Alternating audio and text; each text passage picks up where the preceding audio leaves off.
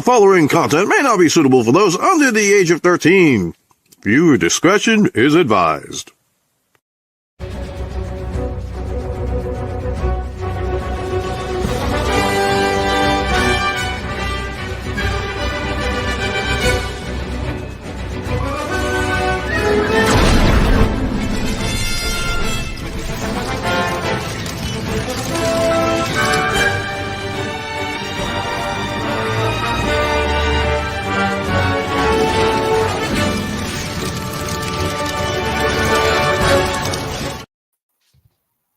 Hey, what's going on, everybody?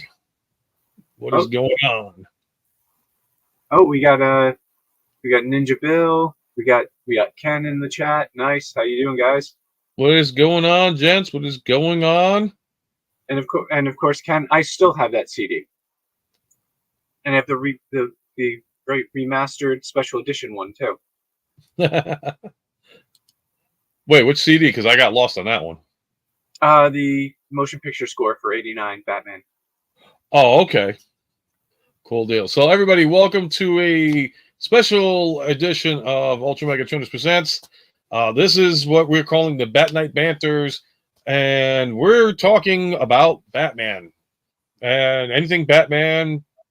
And I guess we could start off the topic tonight. Now, as you can see, TFN Geek is in the bottom right-hand corner advertised. He's a little bit delayed right now, so hopefully he'll be able to catch up with us in a bit and join us. But let me introduce you, of course, to the man with the bat symbol on his chest. Take it away, GA. I'm GhostMax8 on Twitch .tv, which I'm also simulcasting this show on my channel because it's a special occasion. And I'm a cartoonist, puppeteer, and real estate agent. So if you have any questions about real estate, anywhere you want to move to, I can help you. If you want to sell a house, you want to buy a house, I'm your guy. Look for a rental, this guy right here. All right. I think that's pretty much it. Yeah, we're gonna be doing we keeping it family friendly, Ken.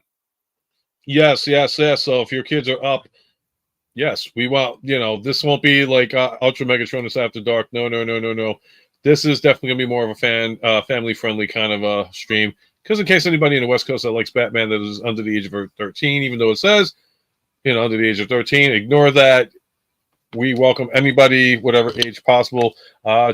We ask anybody who joins the chat just to keep the chat, PG, because we don't want to have anybody basically banned from the chat. I love you guys, so you know how I feel about that. So, that being said, as you can see, the topic of the show is called the BatKnight Banters, co-hosted by GhostMax, and like I said, TFN Geek's running a little bit late, I believe.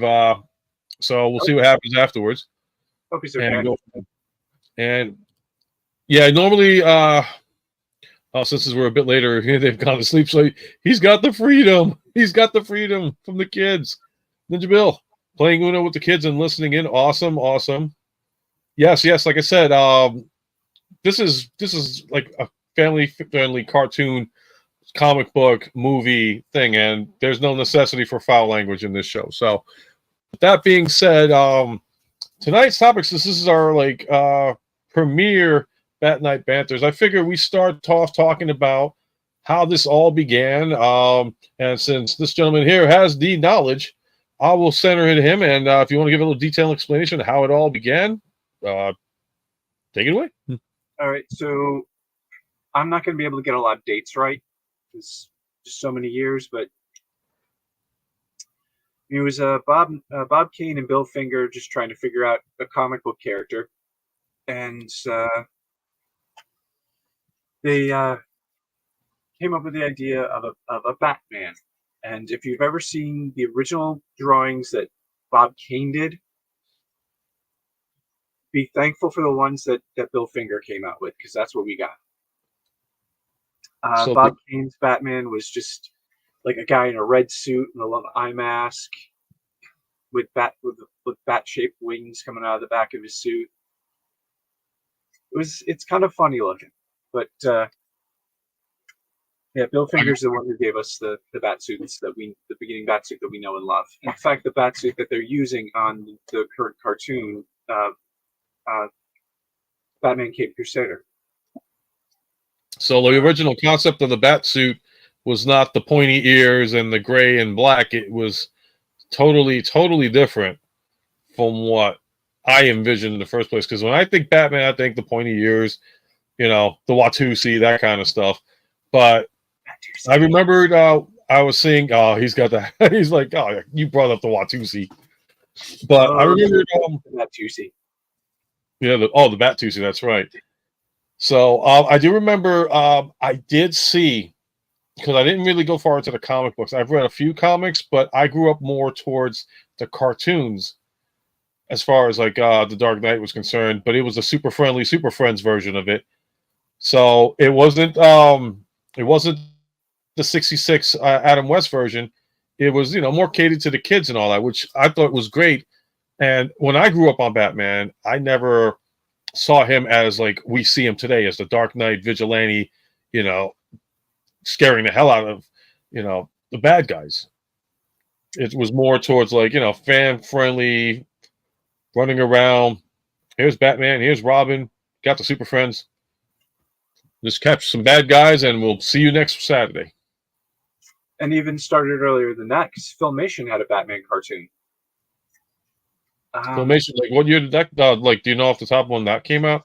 70 something. I thought Batman came out earlier than that, like around the 60s, like late 60s, like 69. It was after the Filmation Batman series was after the 66 series ended. Hey, Princeton Phalanx, how you doing? Princeton, what's going on, buddy? How you doing? All right. So I have to apologize. I'm getting over a day cold, so my voice sounds really lousy. I'm going to be popping a lot of these things tonight. Gotta be healthy. Super Friends was started late 70s. Yeah, now here's a crazy question because I know you're like you and me were like kind of like grew up in the Hanna-Barbera thing, and at the time it was young, but like I remember Batman and Robin being in Scooby-Doo, but I'm like, well, all right, so what came first? Did Batman and Robin on Scooby-Doo come out first, or did the Super Friends come out first? We need clarification on that one. I wanted to say it was the Super Friends. If I had to guess, Batman and Robin showing up on the new Scooby-Doo movies. So you would say Scooby-Doo before Super Friends. Yep, and of course there was the Adventures of Batman, which I think that was the Filmation one. Mm-hmm. And there was the new Adventures of Batman, not to be confused with the new Batman Adventures, which was the continuation of the Batman the animated series. Right. That I don't have much memory of. I do have to get those home video sets, so I do want to watch those. Yeah, because I think the first time I believe it or not, the first time that I actually did see Batman animated was actually the introduction of the 66 Batman live action. Big M, what's going on, buddy? How are you, man? Happy birthday again. Big M. That was the first time that I ever seen Super Friends first came. Yeah, I mean, if anybody wants to clarify, because I don't want to like be rude and go on the cell phone and be like Googling it. So, like, if you have knowledge on it, definitely. So Super Friends came out in 73. All right. So when did Batman and Robin come on Scooby-Doo, though? That's the catch.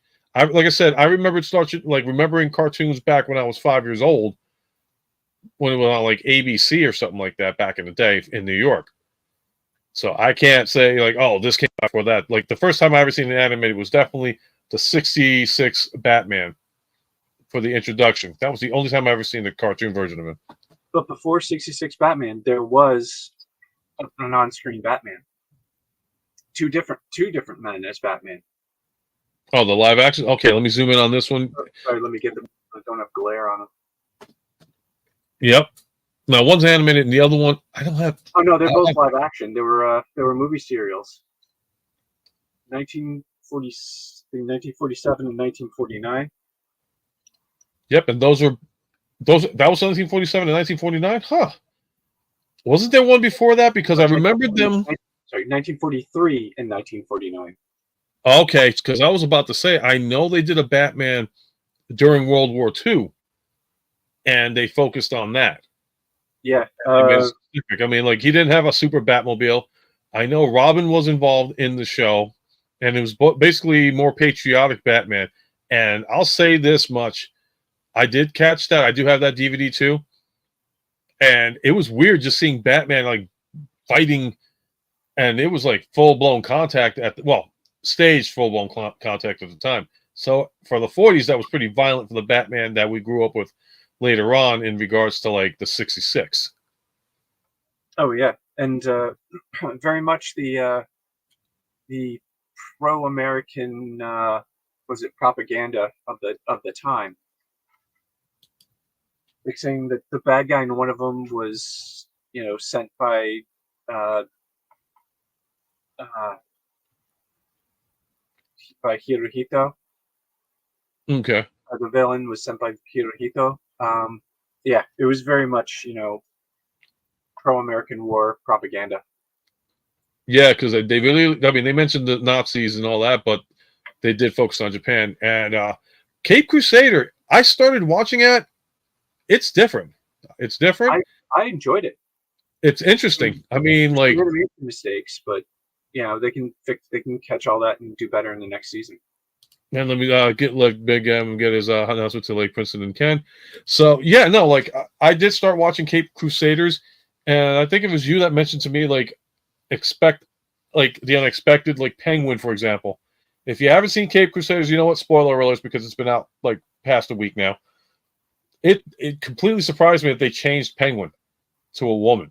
But I will say that I believe that was like that's the first time that I'll say changing genders on a villain worked out pretty good.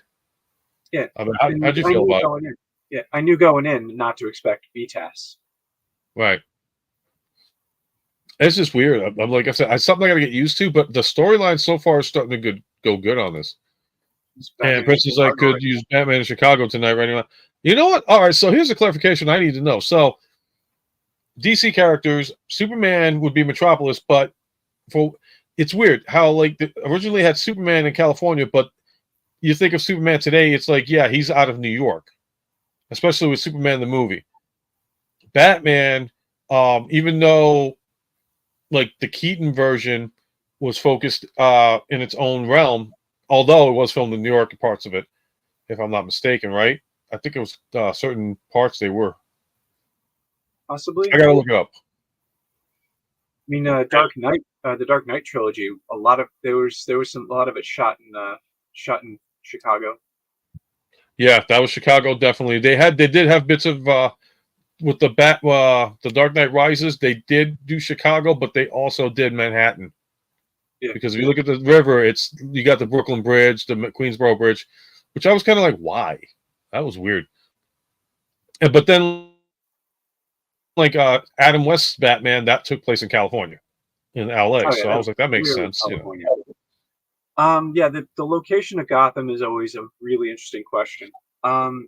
In Batman and Mr. Freeze Sub-Zero, Batman's typing in an address, right, for was it a stockbroker, and it lists Gotham City in New York. If you watch Young Justice, there's a map and it puts Gotham City in Connecticut. Yep. Ken saying like he always thought that both were in New York. Flash, I thought he was like not like, for me, I thought Flash was like Minnesota kind of territory. Yeah, it's definitely Midwest. So Central City and Coast City, or not Coast City, Central City and Keystone City are Midwest. Tunnel Scene, Dark Right, nope, yep. Lower Wacker in Chicago, yep. Only reason why I knew that was filmed in Chicago was because of the trains. Like anybody that knows Chicago movies has seen like the upper level trains, like Blues Brothers as one example. There was a couple other movies that I'm not going to go too far into, but I mean, definitely Chicago. I could see that being a Batman-ish city. You know, Manhattan would be Superman. Green Lantern, I would figure more like a California, but we're talking about Batman here, so depending on which Green Lantern. Think Hal Jordan lived in Coast City, which that definitely would be like, get in here, man. Hey, TF, we were worried about you. Yep. He is going to join us in a second, guys. He is another co-host on You were this. there when they filmed? What happened? Ken says he was there when they filmed Dark Knight Rises in the lower Nice. locker. Oh, nice. That must have been fun to experience that one. Mops was an early Batman or more Midwest type. Yeah. Al Capone-esque. Yeah. I mean, like I said, no matter what, to me, like, if you were to do like territories of where the superheroes were, I would say definitely Batman's in Chicago style because of everything that went down back in the 20s and 30s with Chicago. I can see that. And even in the animation style that they did, you can get that Chicago kind of vibe. Yeah, And you know what works? I'm sorry. I'm sorry about that. And you know what kind of works too? The reason why I would say Chicago is probably the best idea for Batman to be from, because if you think about it, when he's gliding, when he does the power, like the glides and all that stuff, the Windy City would be the perfect place for him to do that. You know, Manhattan doesn't really have too much wind. Chicago is known to have that much like updraft and all that, so it would make sense for him to be, I think, personally in Chicago. Yeah, Metropolis. In fact, if anybody I'll make this a quick Superman reference. If you ever watch Superman the movie, when they're in the train station, they announce certain stops, and all the stops are Harriman, Croton Harmon, Poughkeepsie, New York. So it's all New York stops. Even though Superman. They shot that at Grand Central. Yep. The rest of the movie was filmed overseas, though. But original Superman, some of the Superman 1 footage was definitely filmed. In fact, the building that was the Daily Planet, in reality, if you didn't know, is the Daily News building on 42nd Street between, I want to say, 2nd and 1st or 2nd and 3rd Avenue. And the bridge scene and all that stuff, that bridge is the 59th Street Bridge, a.k.a. the Queensboro Bridge, a.k.a. the Edward Koch Bridge, which I still think that's messed up. They named that bridge after him. If you know, you know. But I think it's that's the one thing I'll give credit to DC Comics is that they plan their superheroes where they're from, and I think their locations were perfectly matched up with them. You know, and I think originally, they did have Metropolis set in the Midwest and Gotham probably more towards Chicago, but eventually it just kind of went off to the East Coast. Yeah, I think the reason for the East Coast move, because I know Superman with George Reeves was all about that was Los Angeles. They moved it out to New York because of the World Trade Centers being there at the time, the Twin Towers. So I'm thinking that's why they sent it over there. It's like Superman, Metropolis. We can't get any more Metropolis than Manhattan with the Twin Towers. Although 66, well, you could definitely tell it was filmed in California. Mm-hmm. In the movie, they were making New York references, like the United World Organization, the United Nations. Yeah. And on the Gotham East River. Yep. I was like, yeah, you're talking about New York. That's right. It's like the 166 Batman had the LA look and the New York theme at the same time. That was kind of crazy. Hey, what is it? Marvel straight says this. Yeah, Marvel's always been about actual places. Yeah, you can actually find Peter Parker's childhood home. Yep, he's from Queens. Cap is from Brooklyn and all that stuff. So started off with the 40s live action Batman, and that was dark. And then the 49 one, I didn't catch too much of the 49 one yet. What was that one like when you watched it? The second one, the 1949 one, that was kind of like the villain. I think was. It's been a while since I've watched these. That the villain was kidnapping people and kind of making them into zombies. Basically just mind controlling them and having them do stuff. That's all I really remember of it. I'll have to watch them again at some point, but yeah, it's been a while. And I put the movies somewhere too because I had a mess load of DVDs, and I just had to put it away for right now just to clean up a bit. But man, oh man! But then you get to 1966, the most controversial, which was funny because that was the most controversial Batman around because everybody, like Kevin Smith said it best. And I remember you telling me this because you actually met Kevin Smith. And he said that everybody that like goofs on the 66 Batman doesn't realize that this was the Batman, live action Batman we grew up on. And the story behind why that was going on and why it was so campy and so goofy was because, and I respect Adam West for standing up for this decision and saying, no, we need to make this a little bit brighter. They were going through Vietnam, the Vietnam War, and they presented the idea to Adam West. And he was like, you know what? I can't do this because with everything going on in the world today, we need something that's more positive. It's more bright, and we need something to cheer people up as opposed to like, you know, making them want to go out and do like more evil things. So the whole Bright Night idea was like because of Adam West. And I'm glad to see that it happened. And Yeah. switch. Nope. Switch. And here we go. Now we're in the right. I apologize for arriving 21 minutes into the live stream. Ouch. Hope everything was all right.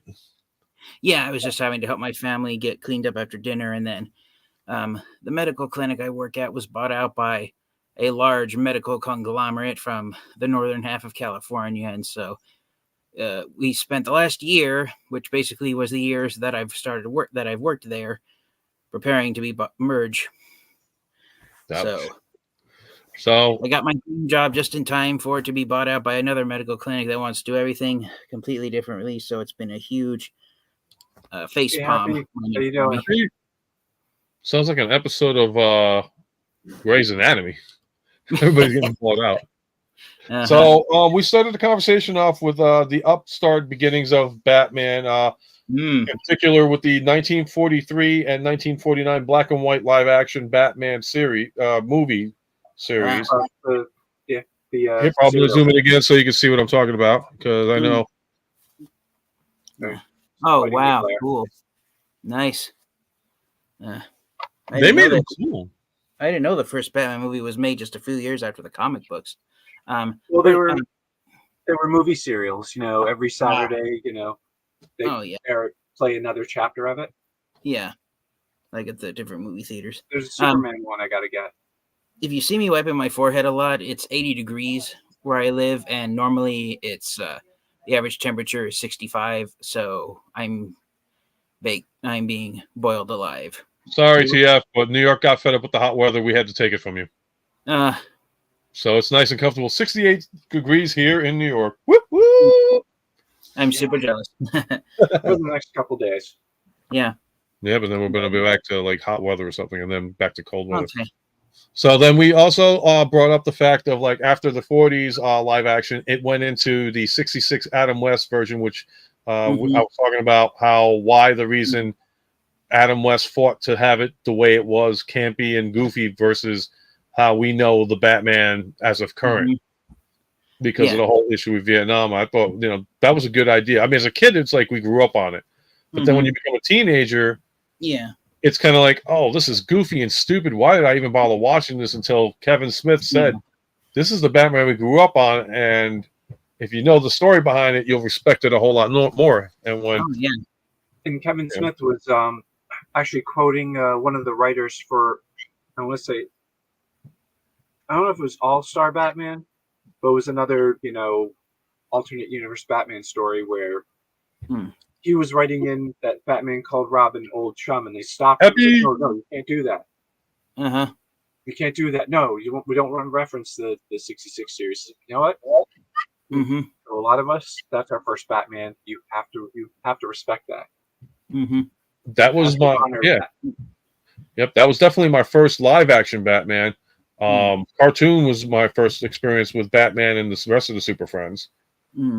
But then, go ahead. I was just gonna chime in and say that the first Batman film.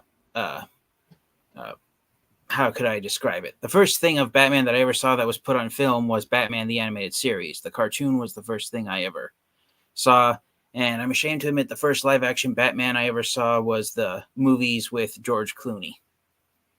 Ooh, Okay, so you only saw Batman and Robin. Yeah, he the was only. Clooneyverse. Hey, Yeah. you know what? Hey, you know what? Don't feel ashamed or sad about that. Yeah. And it's funny because like a lot of people bash that Batman and Robin one. To me, that came as close as you could to the 66 Batman. With that feeling vibration, like Exactly. that vibe. And the whole thing on that, the whole thing in that is Schumacher himself, he wanted to do something a little meatier, something that would grip the audience. He even trying to do he wanted to do Dark Knight Returns, but the studio's like, nah, we want a movie to sell toys. And Yep. he was under contract. He gave the studio what they wanted, and it almost ruined his career. Well, not really. I mean, like I said, Schumacher, he did his Batman Forever and Batman and Robin. If you think about it, as much as it was the most hokey thing on the planet, we still got some cool things out of it. For example, being the upcoming Batman Forever Batmobile with Alfred or without Alfred, depending if you get the glow-in-the-dark version. They're releasing the Batman Forever figures, which look really, very well detailed. I just ended up getting the Batman and Robin movie figures and all that stuff, but I didn't understand why Mr. Freeze was the Build-A-Figure when it should have been Bane. I mean, does anybody know the reason behind that and why that happened?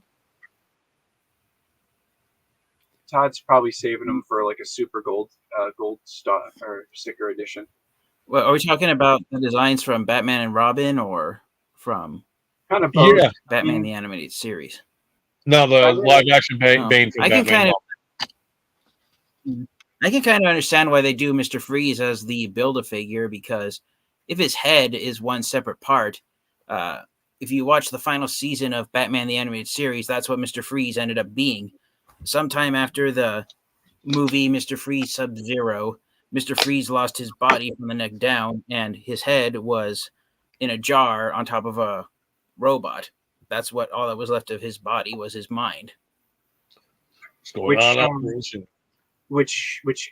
happened after 97. Well, happened in New Batman Banters, which premiered in 97. Yeah. So I mean, I don't know. I think just McFarlane's finding ways to just extort money. But yeah, he did that with Venom. He did that with Spider-Man. But I think also could have also been because Mr. Freeze has a much more intricate design than some of Batman's other rogues gallery. Because when you think about it, you've got his backpack, which contains his ice chamber, and then his ice blaster on his hand. Yep. Yeah, but that's just me spitballing. Well, definitely we can say the good parts behind, we had the campy Batman, which we grew up and loved. As much as people were like, I didn't love it, bullshit Nikes, because I had to cast myself on that one.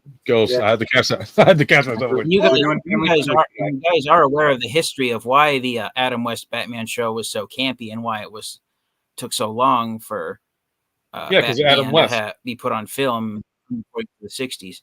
Well, not just because of Adam West, but because of what happened during the 1950s. I know they were talking about the Vietnam War. What was going on with the 50s? I'm going to zoom in on you if you want to explain that. Sorry. Yeah, so I don't know if you guys ever watched this, but one of my all-time favorite documents on the History Channel, I think it's still on YouTube in its entirety. I'd have to look it up, but I think it was back in, 2008 for the, what year was that? Was that the 60th or 70th anniversary of Superman? 2008. Was that 70th anniversary? Yeah. So for the 70th anniversary of when Superman was created in 2008, the History Channel did a documentary on the history of comic books. And it goes into great detailing on comic books from 1938 with Superman right up until, I want to say like the year 2002 or 2003, when comic books were starting to go digital on the internet. But it covers the history, all the ins and outs of comic books. It's hosted by, I can't remember his name, the guy who voiced Spawn after that came out. Keith David. No, not Yeah, Keith Keith David. David. Was it Keith David? He's the host of it. And Okay, I've you seen should a live really- action one. Yeah, let me see. Let me see if it's still here on YouTube. Yeah, I'm not gonna be. I don't think I'm able to Here, play it for click me. copyright reasons. So No, That's I'm what not going to stinks. play it. I wish I could though. Let me see. Yeah, no, it might have been deleted. I'm checking right now. My internet's moving really slow. Oh yeah, it's still up. It's in its entirety.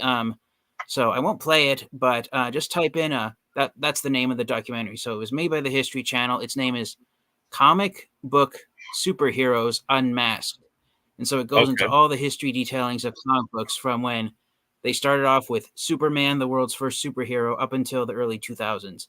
But the point is, by the late 1940s, after World War II, well, even during World War II, at the back, comic books told people you can save the war effort by rationing products that can be recycled, such as metal, paper, and wood.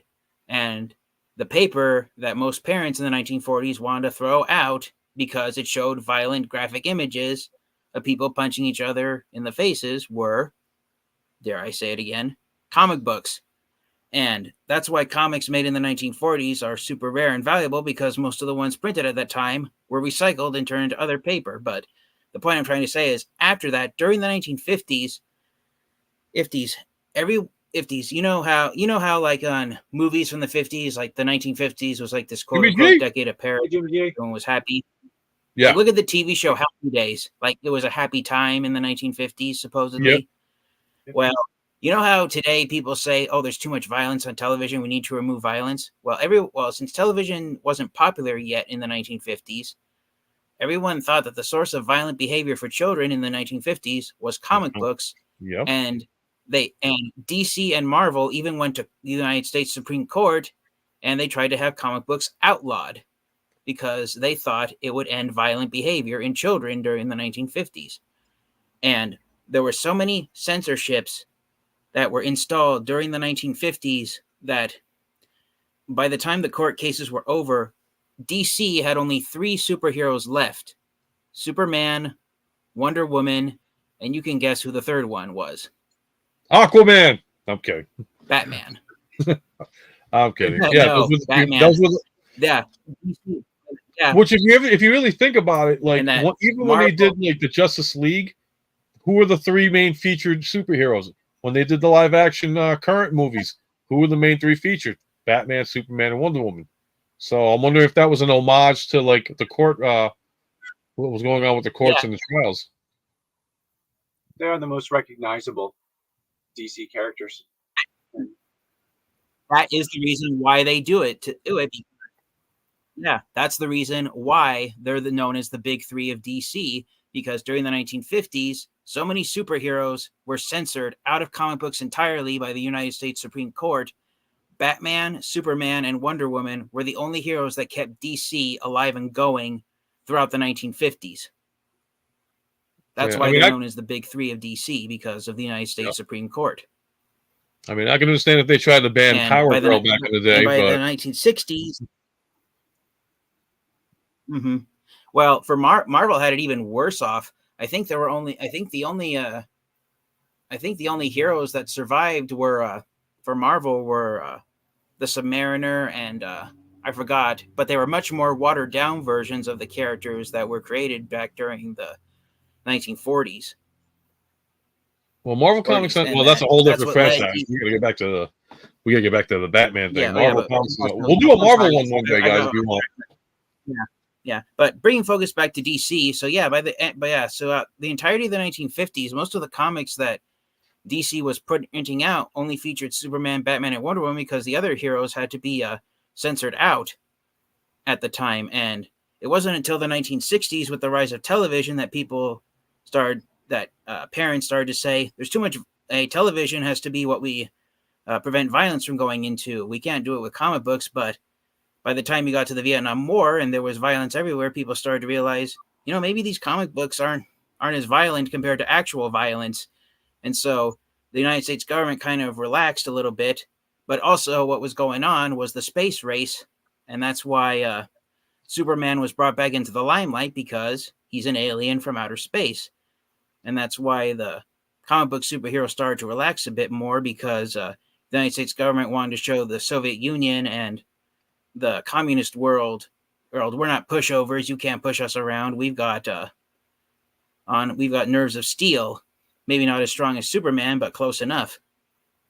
I'm starting to get off topic again. I apologize, Ultra Megatronics, but the point I'm trying to make is at least we're in the same genre. The point I'm trying to make, We're still we're still the point in the I'm same trying to make genre, is that's you know. one of the many reasons why the Adam West Batman was such a campy show. Oh, because not only were children the target audience, but there was so much violence on the streets with hippies doing drugs and violence being shown on television with the Vietnam War.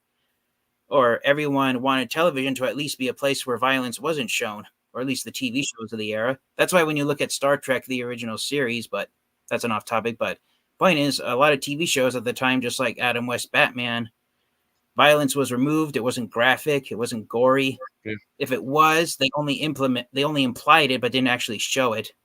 Like some of the more graphic one of the graphic images I can think of from Adam West Batman was when a shark jumped up and was trying to bite Batman's leg off, and they used the shark spray Shark to repellent bat get rid spray. of it. Yep, from the movie. Yeah. Bat shark repellent. I'm like, Batman is the only character I know that has everything for everything. It's like, dude, you got a shark biting on your leg. Bat shark repellent. Who comes up with this? But here's a question, because believe it or not, because you said off topic because you mentioned Star Trek. However, it's kind of like a bit of an on topic, because my curiosity is, if season 4 would have happened for the 66 Batman, would Shatner have been casted as Two-Face like he was in the remake of the cartoon? They would have been allowed to do Two-Face. So I'm glad you brought that up, because I saw it years ago on Wikipedia, which I know is. Hold on, I'm going to let Ghostbacks finish on this one. Sure. Harlan Ellison actually wrote a script, for a two-parter that would have introduced Two-Face.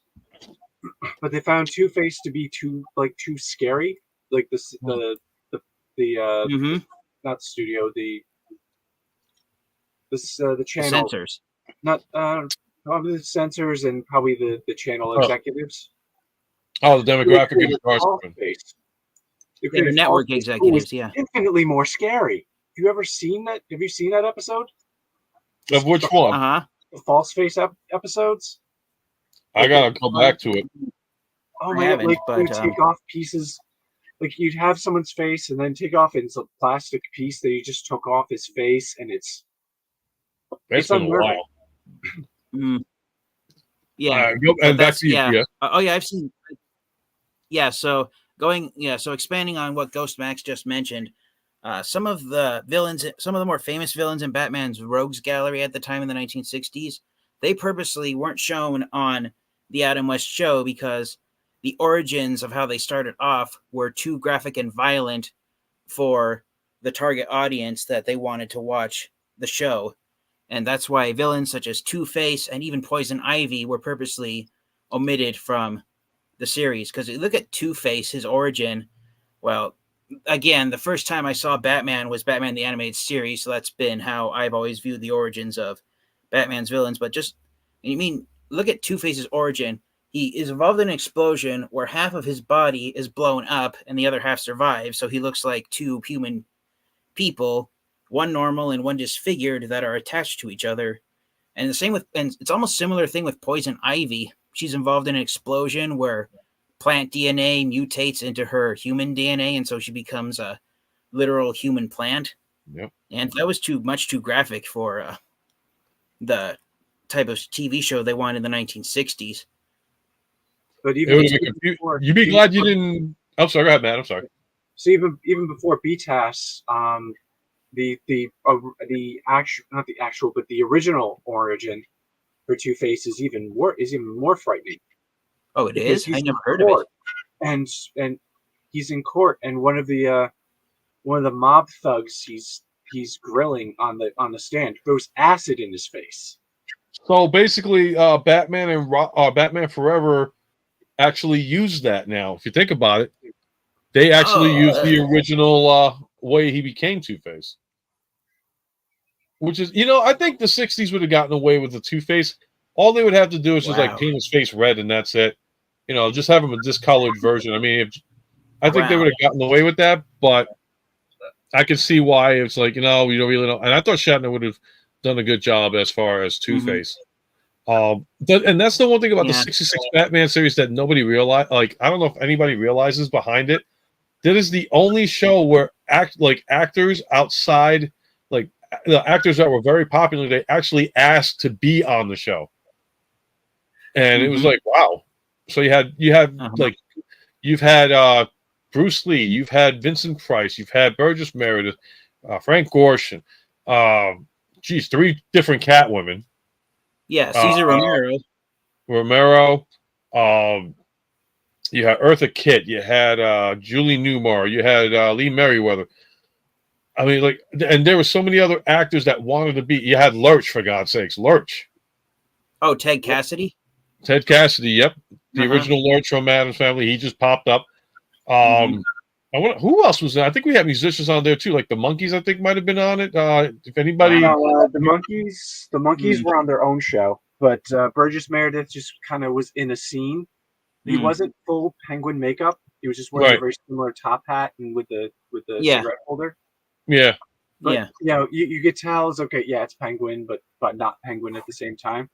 He was just kind of I'm trying to think what other celebrities were on there. I want to say Raquel Welch was on there, or Anne Margaret.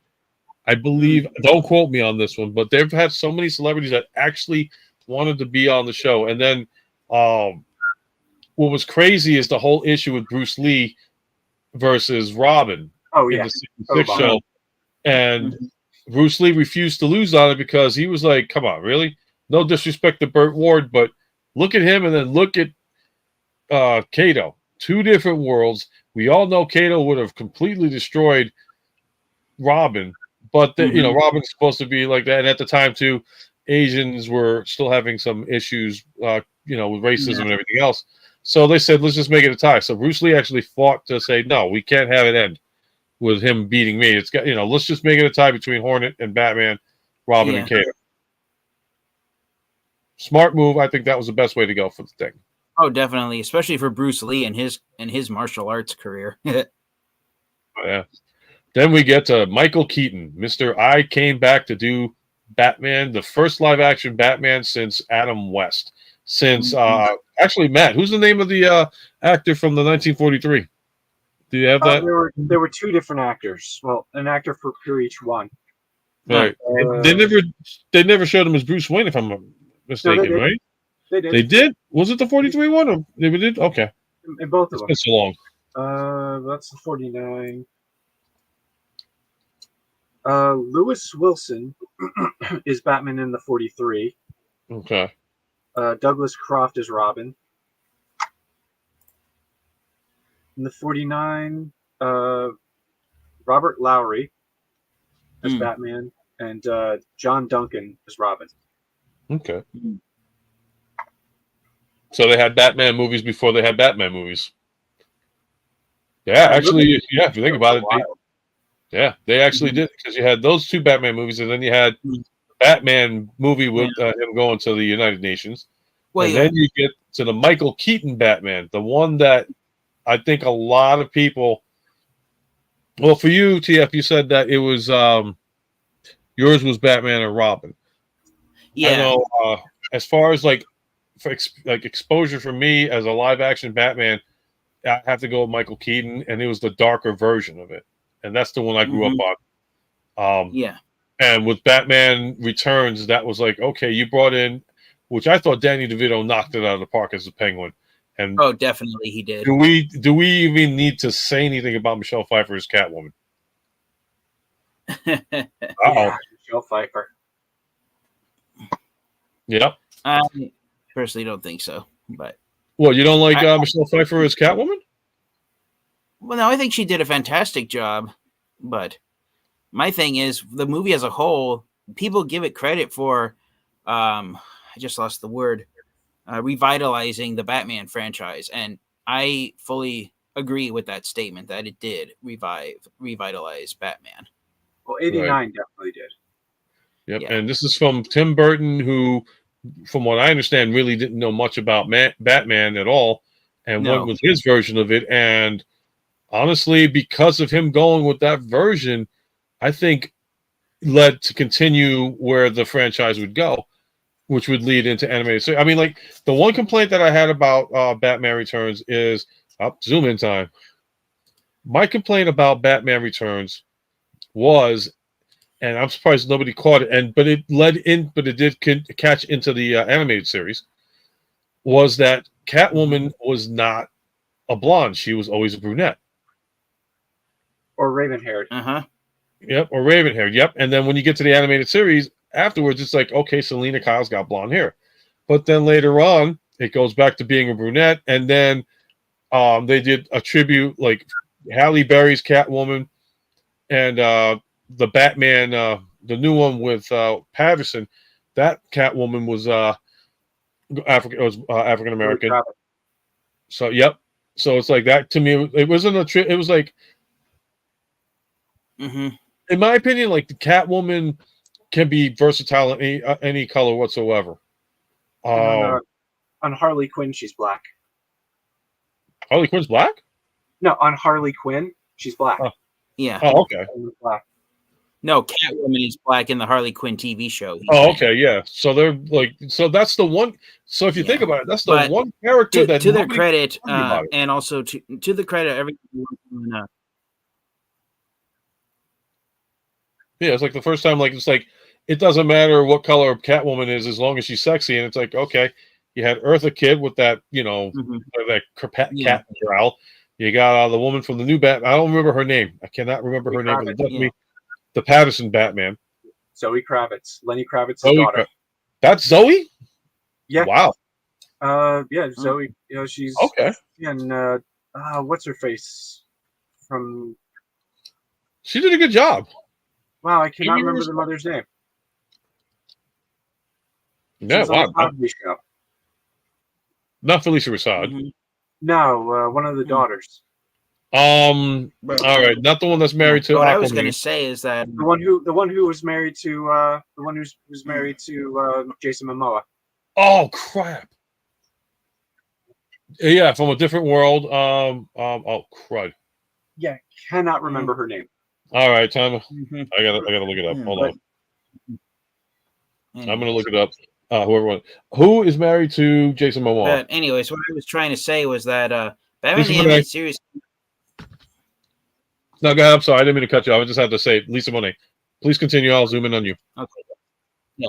No worries. So I was just gonna say, Batman the Animated Series came out 2 years after Batman Returns, and it was still a popular movie. Same year. Oh, same year. Okay, I apologize. Anyways, the movie did so much better. Bruce Timm, I believe wisely, some of the villains that either appeared in that movie or were mentioned, the appearance of those villains in Batman the Animated Series was transferred onto it. Yet I forgot the way I wanted to word it, but the appearances of like Catwoman and Penguin were copied for Batman the Animated Series because the producers working on the show at the time knew those were the versions that everyone was most interested in and the versions that everyone was going to latch onto at the time. But to be honest, well, that's why in Batman the Animated Series, the Penguin looks like Danny DeVito's version. Then when you get to the New Adventures of Batman and Robin, his appearance becomes more human, like it did on the Adam West show. Yeah, to that story, Bruce Timm, when they were developing Batman the Animated Series, it was in development while Batman Batman Returns was filming. So Bruce Timm and Eric Radomski, I think,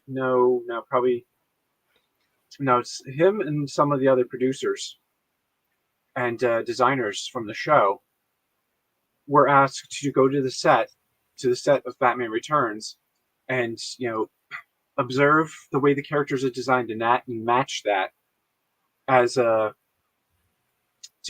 lack of a better term, tied in to that movie because it was going to premiere like 3 months before the show, before Batman the Animated Series premiered. Yeah. So they Yeah. basically kind of had their hands tied. Penguin had to look like that. Catwoman had to be blonde. They originally designed Penguin, with the 5 fingers, just the little short, stout guy with the long nose. There is art for it. I have actually the art book of Batman the Animated Series over here. I can go grab it. But yeah, they had to do that, and then around 90, like 96, when they started working on New Batman Adventures, they weren't tied to that anymore, so they could do what they want with the revamps. You know what's crazy? Because of the tie-ins, if you think about it, yeah. this is something that a lot of people like may know already. And those, if you don't know, Danny Elfman, who did the score for Batman and Batman Returns, also was linked to Batman the Animated Series. That's why when it came out, I'm like, why does that sound so familiar? And it turned out, oh, that's why, because the guy who did Batman and Batman Returns wrote the Batman the Animated Series music as well, Danny Elfman. A lot of people bash him. It's like, no, he's a good, he basically gave us the story of Batman. And what I and what I love about Batman the Animated Series, you know what I love about Batman the Animated Series? What's that? When you watch the opening theme, when you watch the opening theme for Batman the Animated Series, there is no dialogue. It's all just music. You don't even hear Batman's punches. And you know what's even crazier too? And I don't know why in fact, I saw it either, I think it was yesterday or just today. But Batman, the Animated Series, is one of the few, if not the only cartoon that has an opening with absolutely no words. No cast. Nothing written on the screen. Nothing on the screen. It's just, here's the intro, no lettering, no vocals. There you go. And I think that's the only one. No, Superman did it late afterwards, I think. Nope, I'm wrong. And there's also because it said New Adventures of Superman or something like that, right? If it's the same people that did and then there's Batman. Then it was also the same with Justice League and Justice League Unlimited. The openings are instrumental. Right. No, I thought there was no, I thought at the end of Superman, like the Adventures of Superman, like after the music, or didn't they have one where it actually says the New Adventures of Superman, or was it just like the opening? No, and then that's any clarification. At the end of the episode of Superman the Animated Series, it just the opening theme. It's just the image and then just says Superman. Yeah. Okay, so they did have it. But but it was the same with Justice League and Justice League Unlimited. I agree with that statement. It went too soon. It definitely went before its time.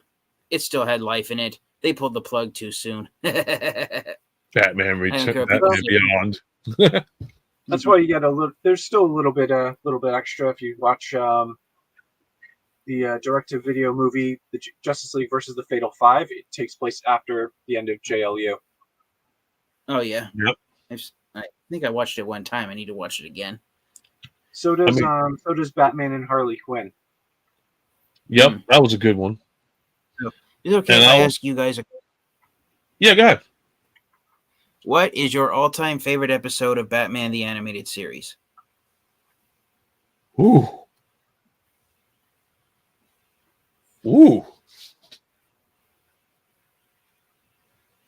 Almost got him. Oh God. So for me, that's not Batman the Animated Series. That's Batman Adventures. Well, New Batman Adventures. No, almost Batman the Animated Series. So it will also count for New Batman Adventures? Yeah. Why not? It's technically the show's third season or fourth season. They just changed the art style. I just didn't like the way they drew Joker. Oh no, that was a horrible decision. I don't know why they decided that one. Jeez. That's why they changed it when they did Batman Beyond: Return of the Joker. Mm-hmm. Yeah, I mean, I would say that one, but I'm not going to count that. Mm-hmm. Actually, I'm going to say the pilot episode. Oh, on Leather Wings? The Christmas episode. Oh no, the pilot episode is on Leather Wings. Oh, okay. Yeah. Man Bat. I thought it was. Christopher I thought it was a Christmas episode. So You know, yeah, Oh, you no, know what it's happened episode. was I don't know how, but it's even on some websites today. Some of the order of some of the episodes for Batman the Animated Series are accidentally jumbled up. Yeah, the first episode I ever The saw. Christmas episode's not the first episode of the yep, series. Christmas with the Joker. Only reason why is because that is the first time in the history of Batman that the Joker sang the song, Mm-hmm. and it was like finally, yes. Jingle bells. Some of the early designs for Penguin. Yeah, but yeah, I think the order. Yeah, I think the order. Oh yeah, cool. But they were they basically. But I think the order of episodes that I've seen it before that you're talking about Ultra Megatronus on a website where you could watch Batman the Animated Series 3. I think that order. The what? Oh, you're frozen. I'm sorry, my saying- internet's failing me. But the first episode I remember ever seeing was Heart of Ice. I'll always Yeah. favor Christmas with the Joker. I didn't hear what you said, Ghost Max. I'm sorry. Oh, Matt, can you repeat what you said? He didn't hear it. He lagged out. The first episode I remember seeing, like the first episode of the show I ever saw was Heart of Ice. Heart of Ice, cool. Yeah, like I Yeah. said, for me, Christmas Can't with the Joker. I can't remember the first episode of Batman the Animated Series I ever watched, but the one that I have the oldest memories of is Joker's Favor. That is a good one. That was a good one, yeah. And that's the But my first all-time introduction favorite to- episode. Yeah, my all-time favorite episode of Batman the Animated Series for me personally, it's a three-way tie between Almost Got Him, The Trial, and the third one is Beware the Gray Ghost. Oh, That was a yeah. really good one. How can you? That was like my second favorite because of Adam West being in there. All right, so here, chat. If anybody in the chat wants to answer this as well, here's my question to you guys: name your top 5 Batmobiles. I'll start off. Ooh, that's a difficult one. So All TF, right, I'll give you some time to think. I'm gonna zoom in on Ghost Max, and have you ever seen these? If I can. No, I have not. so Chauncey, how are you? Oh, man. They're aside from Mask of the Phantasm, each one it takes like a 2-parter story or 2 separate episodes and kind of links them together and makes them into a kind of cohesive story. And they're not bad. There's some weird changes made, but they're all right. All right, so Ghost Max, top 5 Batmobiles. Any order you want from your least to your most. Okay, so least favorite is the Batman and Robin, 1997's Batman and Robin Batmobile. I just can't stand that thing. Like it's a 1-seater and there's no roof. Like it's a glorified go-kart. Yeah, okay. I've never heard of that. All right, so that's your number 5. What's your number 4? So number 4, least favorite. And Chauncey says Batmobile, the new cartoon is pretty awesome. I gotta see it. I didn't see it yet. Yeah. Let's see. So it wasn't one that was on a show, but Kenner, toward the 90s, made like a really overblown Batmobile that was white. Okay. Over exaggerated, like all the parts, and that was a 1-seater, but it did have a canopy. Okay. But yeah, it was. I think it was just too much. So that's your number 4. 3. Let's see, 3.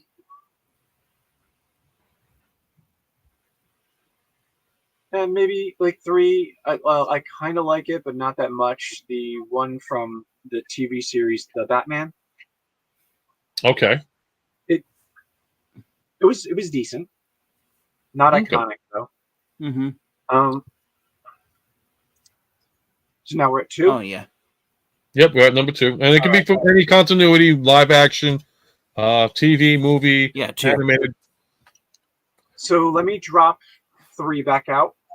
Okay. So I'm gonna put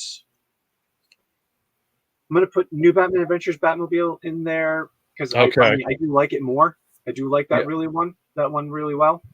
Mm-hmm. Let's make that a twofer. The twofer, Batman animated series, New Batman Adventures Batmobile. Okay. Like they're 2 different designs, but same property. Right. Okay. Let's put those together. Then I get the 66 Batmobile because it's iconic. Right. And then my top fave, 89. Okay. Cool. All right, TF. Did you have enough time to think about yours? Screen froze again, I guess. Okay. Almost done. I'm almost done collecting my thoughts. Okay. So my top 5 all-time favorite Batmobiles. It's kind of difficult. Go ahead. All right, no, I was going to say, I'll give it a little time. I was going to say to anybody in the chat, if you want to list your number 1 favorite Batmobile, bring it up in the chat and all that stuff. Definitely want to see your interest in what your favorite Batmobile is. And I'm wondering if everybody will say the same thing on a certain Batmobile. So, all right, so whenever you're ready, TF. I didn't mean to cut you off. I apologize. I figured give you a little. No worries. Okay, so my top 5 all-time favorite Batmobiles. I'm going to go from most favorite to least favorite. Okay. So number 1 all-time favorite Batmobile is going to totally shock you guys, but it's the Batmobile from Batman the Animated Series. No, I'm not shocked. Believe it or not, I'm not shocked at all. And not because you like, that's the first one you. I do love that design. In fact, I have that Batmobile here. Yeah. Yep. Same here. Mm-hmm. Yep. And then, so that's my number 1 favorite. My number 2 favorite might surprise you, but it's the Tumbler. That's my number 2 all-time favorite Batmobile. Wow. Oh, TF, I don't know if you can see it, but Chauncey had said top 5 Batmobiles, and he said number 1 Batman animated series. So you see, you're not the only one. Yeah. Nice. So let me let you continue. And I'm gonna take this stuff that's distracting you. Yeah, so number 2 was the Tumbler from the Dark Knight. Number 3 is the Adam West Batmobile. Okay. From Batman the series, and then number 4 is the Batmobile from Batman. From I just had it from Batman Returns. That's my number 4. Which okay, so I want to be a little bit specific on it because you said Batman Returns, and I have to ask: is it the Batmobile that's the 89 from the first movie, or are you talking about after it ejected to get through that little alleyway? Let me see. Or some photos. Or you can actually say 89 Batmobile from Batman Returns because of the fact it did that little transformation to because I'll let that one the go. 89. Mm-hmm. Yeah, 89 Batmobile. That's my fourth. Batman Returns or Batman first one? The first one. Okay. Yeah. What number are we on now? That was number 3, I think, right? No, that was number 4. Oh, that was number 4. Okay. Yeah. So BTAS, Tumbler, Adam West, and 89. Those are my top 4 all-time favorite Batmobiles, and then number 5. And then number 5 might surprise you guys, but it's let me see it. Sorry, I just had it hard it. No problem. Take your time. I'm going to bring up some other comments that were made too on this one. Mm-hmm. So going back to Chauncey, his animated series Batman 89, Batman 2022. That's an interesting one. The Dark Knight Returns, Beware the Batman Batmobile. Uh-huh. So that's a good call on that one. Ken's going with 89. I have to rewatch Beware the Batman. I don't remember the Batmobile on that one. Okay, 89 Batman. Everybody loves the Tumblr. This is a nice one too. Tumblr badass for sure. Yep. Yeah, and then the fifth one might surprise you guys, but my fifth all-time favorite Batmobile is from Batman Forever. That is a good Batmobile. No, that was a good one. In fact, that's the one that we pre-ordered. So we're waiting to see. Yeah. No, that's a good top 5 for you guys. All right, so if I were to go, I'm not going to say anything bad. All right, so if I were to rank them, I'll start from the number 5 up to number 1. Definitely, I'm going to say Batman Forever for number 5. Number 4, Batman Beyond. Just because I thought it was sleek and new and something different. Number 3, the Tumblr. Number 2, animated series. First one, not the second one, because the second one, as much as it was sleek, I love the longer one. That always was my favorite one. And then number 1. Oh, definitely. And then number 1, and I'm going to do an honorable mention. 89 for honorable mention, because I got to show it love. But number 1, because of the fact of my age and because of the fact I grew up with it, 66 Futura, a.k.a. the original first Batmobile. Well, the Adam West Batmobile. Because to me, that was my first Batmobile. And it's just, at the time, having the turbine engines and all that stuff, blowing the flames out. Like the other Batmobiles from the other cartoons earlier on or from like the movies, they never had that. That was the first one that actually had the turbine that just went boom. And you're like, okay, that's cool. I love it. And if I remember correctly, the Batmobile from Super Friends was reminiscent of the Lincoln Futura. Yeah, I think I have that. I got to bring it down next time when we have another one of these nights. But yeah, because I got a couple of the Matchbox ones or the Johnny Lightning ones. And I know I had the one that had the bats. Like, I got to look for it. That was a weird one. It was like one of those 1940s style ones where it had like the bat symbol that kind of looks like my Megatronus logo. Yeah. But I think that one you're talking about, Ultra Megatronus, that's my 6th favorite Batmobile. It's from Batman the Brave and the Bold. So it's kind of like has a bat face on the front bumper. Did they have it on Brave? Look at Batman. Yeah, look at Batman Brave and the Bold Batmobile. I think that might be the one you're talking about because it's got a bat face. I'll mute myself on that. Yeah, I've been collecting all of the Hot Wheels Batmobiles. I've done that off and on. Okay, yeah. So I'm looking at it's kind of weird. It's kind of like a cross between. All right, so the Brave and the Bold, if anybody's ever seen it, it's like a cross between that one style that we were just talking about, plus Batman Forever, with that big fin, and not really much of. It's like a combination of different ones. It is weird, but yeah. I would go. It's weird. It's kind of like a mixture of the 89 plus Forever plus. It's just a whole big schlobby blah blah blah. Did Kenner make that? Batmobiles. I don't know if that was their design or if it was Hasbro or who did. I don't think Hasbro got their hands on Batman. That was Mattel. Okay. It was Mattel? Okay. That was Mattel. I know Hasbro got their hands on Kenner. Yeah, did it? I didn't see Brave and the Bold too. I didn't really watch too much of those. I know Kevin Conroy, one of the best voice acting Batmans to this day, may he rest in peace. But that was like they had the next suit. Megatronus. Oh, the voice of Batman on that. That was from Drew Carey's show. I'm trying to remember his name right now. Not Greg Proops. Ryan's Mockery. Colin? It wasn't Colin Mockery? From Drew Carey show. Yeah. Oh, the tall one, right? No. Dietrich Okay. Bader. Okay, because I'm thinking of the other show that he did, that Drew Carey did, the No, not Who's Line. Line. Okay. It's Dietrich Bader.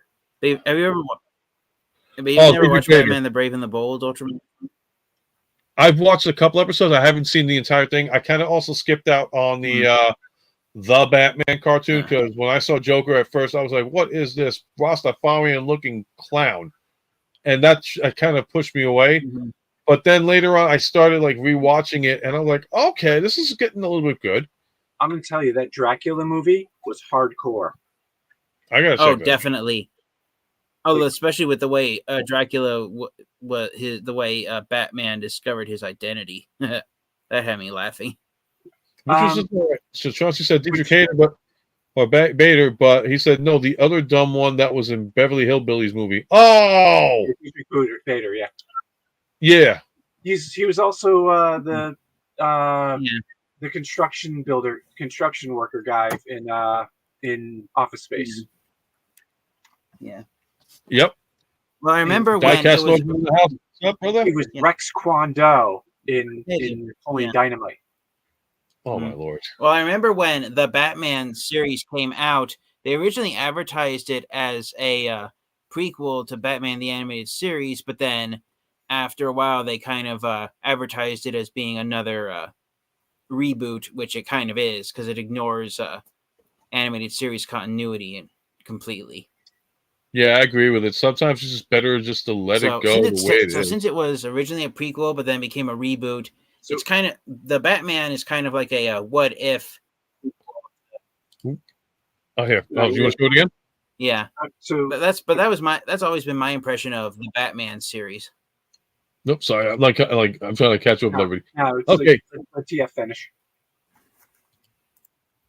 Okay, well, you're good. All right, so I know I've shown this on previous shows, but I just took the plastic off. Ooh. That's like the encyclopedia. That is a novel. Oh, this is all the Batman Adventures comics. And once they take the dust jacket off. Nice. Whoa. Oh, cool. That is beautiful. Yep. Now I have to get the Batman and Robin Adventures omnibus.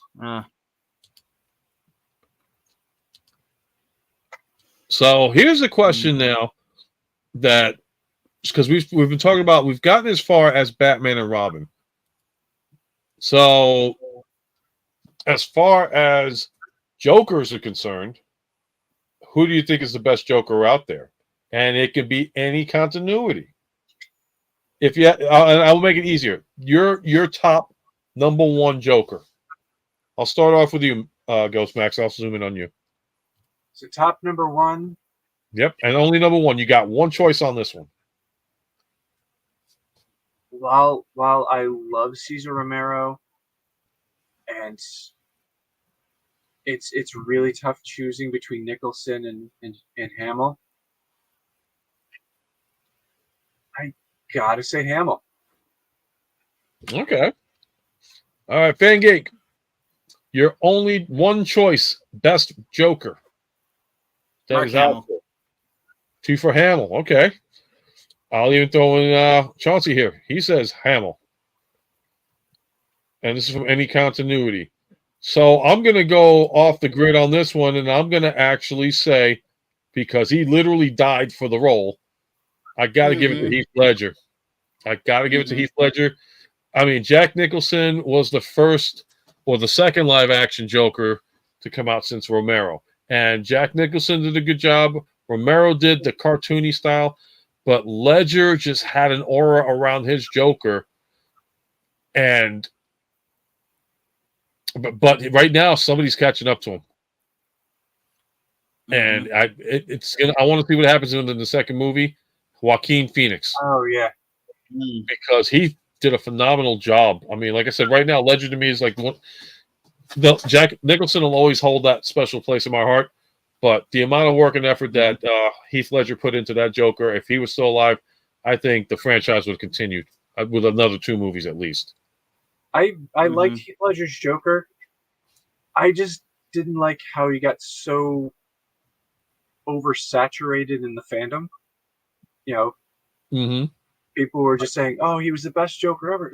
He was good. He was really good. Yeah. But are you basing that on his performance or the fact that he died? That's the I think thing. it was Mhm. exactly. Are they Yeah. going to honor him for dying playing this role, or even if he had lit? The what if question to ask is, what if he had lived? Would Heath Ledger rival the other actors we've named who performed the Joker, such as Cesar Romero, Jack Nicholson, and Mark Hamill, in being the best actor who's portrayed the Clown Prince of Prime? And now we also now have to include. I mean, like, I didn't like Jared Leto's Joker in Suicide Squad, but when they redid Zack Snyder's Justice League and he came out in the end for that one, it was kind of like a little tribute towards Ledger because of the hair. But like, that was the weakest Joker that came out. Joaquin Phoenix's Joker, it's like it was demented. He did a good job, and now he's going to be doing the second movie with Lady Gaga, and like, even my wife was like, "Wait, Gaga's playing Harley Quinn? I'd be interested in that one because of American Horror Story." Because it's like certain people can play. I know I'm going off topic on the. I'm going off topic on it, but like, certain people are meant for certain roles. My case in point would be Woody Harrelson, who I wanted to play Carnage even before they announced the Venom movie. I said if anybody were to play Carnage, I would see Woody Harrelson being able to do that because of Natural Born Killers and what he did in that performance. And nevertheless, somebody thought the same way because we got the Carnage movie that we got. Was it a great movie? No, it sucked. But they gave me Woody Harrelson as Carnage. I was happy. But it's tough now. I mean, like, each Joker is different. I went for Heath Ledger because of the way he portrayed him. This was before he even died. I thought he did a great job. And if he was alive, they would have had him in the third movie. If he had not overdosed, he would have been in the third movie. Yeah. Was it a confirmed overdose? Yeah, it was an overdose. Yeah. Dang. Because the original idea for the third, Christopher Nolan Batman movie would have been Dent would have still been alive, and and out, just out on a spree, and it's just tough to get a hold of him. And kind of Silence of the Lambs, Batman would have to go to Joker to try to get into Dent's head to finally catch him. Yep, they're saying accidental overdose. Ledger and Nicholson for me. Yep. I mean, like I said, I mean, as far as animated goes, Mark Hamill's got it, and there's been he's got it. I mean, he'll be that Joker forever. Animated wise, who did a really good Joker? John DiMaggio. Yeah, he did. If you've ever seen Under the Red Hood. Yes. Who played Joker in the Batman? The Batman. The TV series, the animated TV series, or the recent movie? Yeah. Oh no, the TV series. That was Kevin Michael Richardson. Okay. Yeah, that was Rastafarian Joker, as I call him. Principal Lewis on American Dad. Oh, okay. Cool. I mean, what else can we do? I think Kevin Michael Richardson. Yeah. Kevin Michael Richardson. Yep. That man's voice is amazing. Like what he can do, and you see it come out of this really big dude. Oh yeah. I don't know if you guys have noticed, but Kevin Michael Richardson, when it comes to his voice acting, Kevin Michael Richardson is typecast in like voicing large muscular guys. Yeah. But then, if you've heard his original version, Barney Rubble, it's amazing. All right, so it is themed by technicality, and this is a question from Norbs, and this is up TF's alley too. But I'd like to get some input for Ghostmax as well. Did we ask about the best crossover Batmobile for a Transformer figure yet. No, we have not.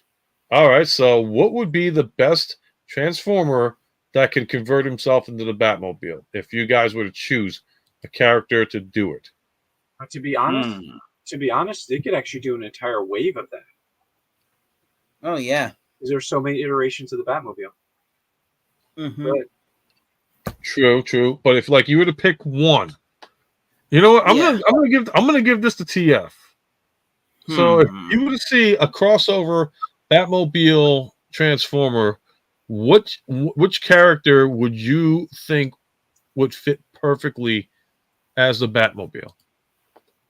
Now, when you say character, do you mean like action figure mold, or you know what? Let me see something because I've got some mentions here.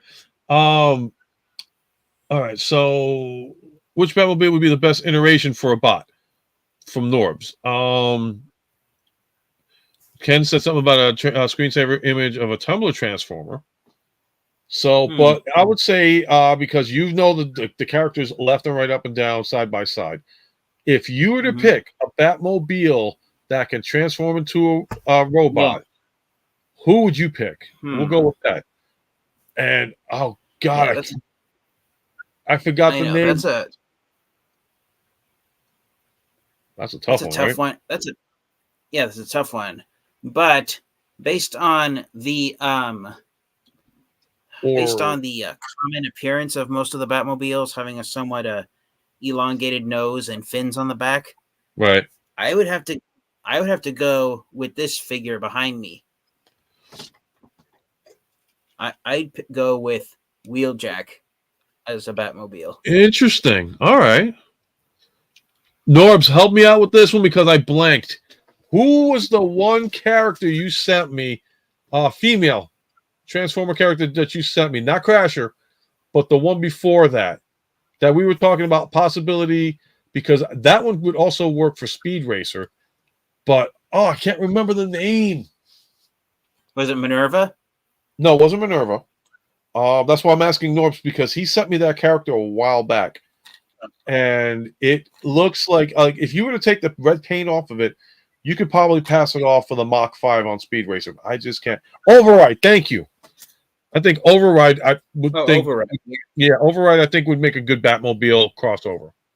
And I think the head even would work with it as well, with the head mold. Thank you, Norm. I just blanked the hell out of that one. Style-wise, I could see the Tumbler being a Bayformer-esque Transformer. Okay. I mean, character-wise, I don't know. You know what I can see being a you know what character I can see being a base for the Tumbler? Which one? Beachcomber. I don't know. Beachcomber. Legacy. The Legacy. All right, possibly. I'm talking about the characters. I'm not talking about the individual characters. I'm talking about the molds, the action figure molds. Yeah, no, I'm trying to figure. Yeah. And what Chauncey's saying, which Batmobile designed into a bot would be the '89 Batmobile for sale value. He's saying current toy to retool maybe Skullgrim. I'm trying to figure out who can be. Excuse me. I'd love to see the Tumbler, and I'd love to see Keaton Batmobile being worked on into a figure. Yeah, the Keaton Batmobile I would rather see as a Transformer. The Tumbler, I don't know. Like, what's the closest to the Tumbler that we'd have in the Transformers universe? I can't call it anything. No, I can. Energon Cliff Jumper. Guys, what do you think about that one? Energon Cliff Jumper. Then we're getting back to Batman. Can I see? No, I didn't see your link. Can you see my link? No, I didn't get a link on this one, bud. Let me see if he sent it somewhere else. Yeah. Oh no, I got a more I got a more recent figure. I just glanced at that could be the retooled into the Tumblr. Generations Thrilling 30 Sandstorm. Okay, I think I can see that. I think I can see that. What you got there, Ghostmax? I see you popping up some stuff. Some more of my Batman books.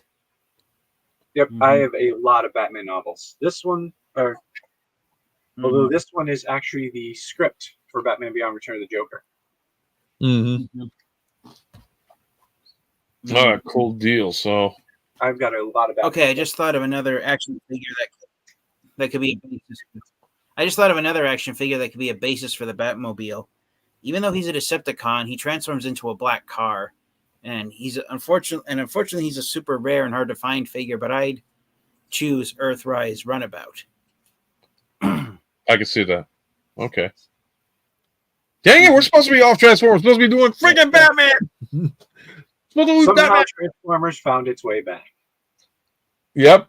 But you know what? In a sense, you know what? I'm letting it go for one reason, because with all the collaborations going on as of late, I'm letting it slide on this one. So that is it. No more Transformers. You want Transformers? You can watch any of these guys, minus Ghostmax and myself, for Transformers stuff. You can catch them on our YouTube channel, No Man's Land and Nightfall. Some novelizations of comic stories. Cool. Dude, I've got so many Batman novels. I love it. And there's still more. Go for it. More that I don't have. All right, so mind if I ask a question for Megatronus? If it's a Transformer one, I'm putting you on mute. I promise that. No. Okay. My question. Go for it. No. Yeah, no.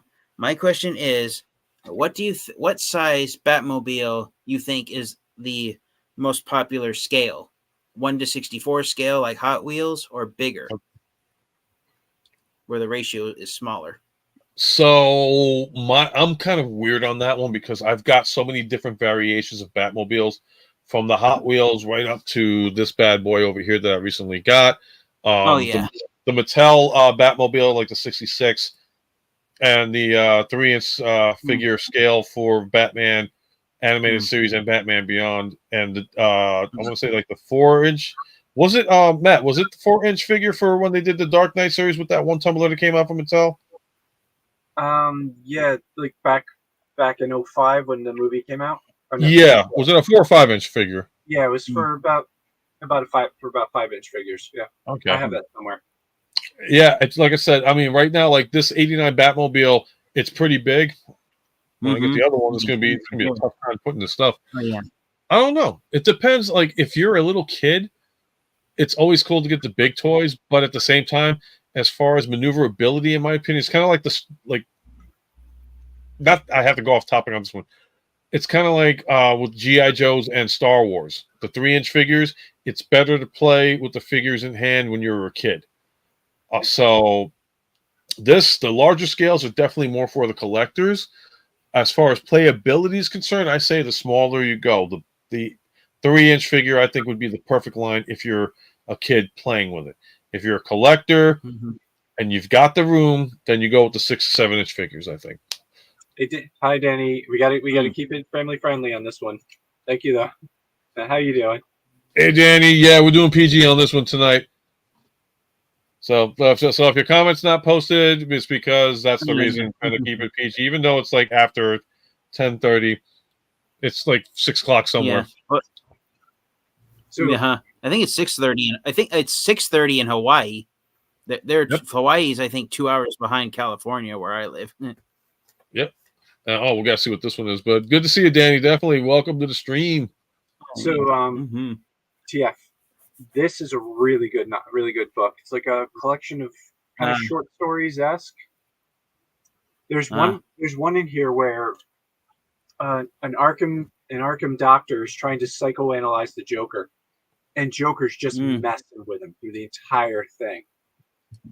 Well, would he be doing it any other way? Yeah, is basically because he's trying to fit. This guy's trying to fit Joker into some psychological archetypal box, and Joker's like, yeah, no. Oh, I gotta try and share this. Let's just face, because Joker does not fit into any type of archetype. No, he's just pure insanity. This. This one's a pretty heady read. Mm. But I definitely recommend it. I read this back in high school. I've got to read this again. All right, I gotta try and This figure out. one is Batman cracking down on human trafficking. Mm. I'm gonna try and like zoom in on this picture because he just sent so Ken sent the picture. I'm gonna try to see if I can get this zoomed in. Let me zoom in on the camera. I can't put it through on the other one, so if you can see it, the design of the tumbler. Oh, Oop. your screen went It's dark. starting to go out. Yep. So I wow. apologize, guys. Nice. I can see that. I think he sent the link over to you, Matt, as well, and I'll send it to you, TF. But Okay. that's actually pretty good. It's weird, like the face mask. It looks like something out like a Prime, like they did a Nemesis Prime look. The V-shaped body is kind of like a Starscreamish kind of thing, but yeah, tumbler mode. It looks beautiful. I need to get me one of those. Nice. That would be a collectible right there for me. Yes. All right, so if you anybody in the comments got something to say, because I'm gonna get ready to call it a night because myself got to get ready for work tomorrow morning. Oh man, there were 2 more questions I wanted to ask. Bang them out now because I gotta get some sleep, man. I gotta be up by like 5 in the morning. Right, but really fast, there are 2 questions I wanted to ask you guys. Go ahead. Nice. And they'll hopefully they won't be too much of a challenge. I beg your forgiveness. What? No begging on the So show. who? Okay, so Batman's Rogues Gallery.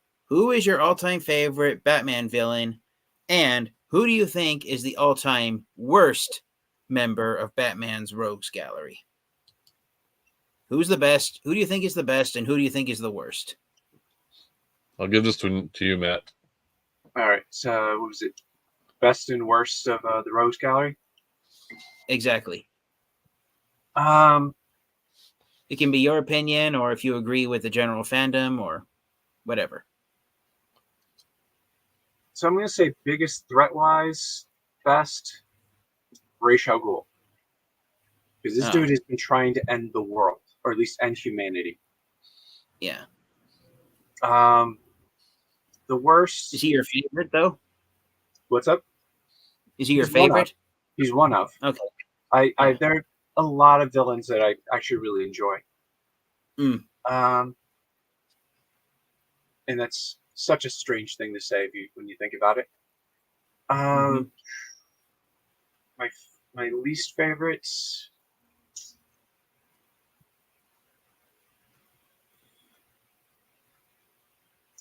Because he started off as a one-off joke, and and he kind of kept coming back. I'm gonna say Condiment King.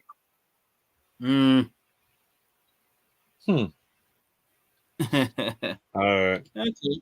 Interesting choices. So, me, the best one, then your favorite. Yeah. My favorite. I mean, I could be biased and say Joker because, but actually, no. I'll go with Antonio Diego. Oh, Bane.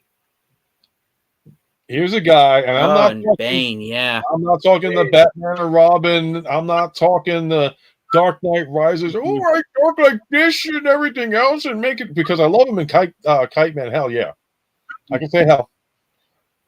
I love him, but Bane, when that character initially first came out, it was like, here's a guy. I'm going to zoom in on this one for Ghost.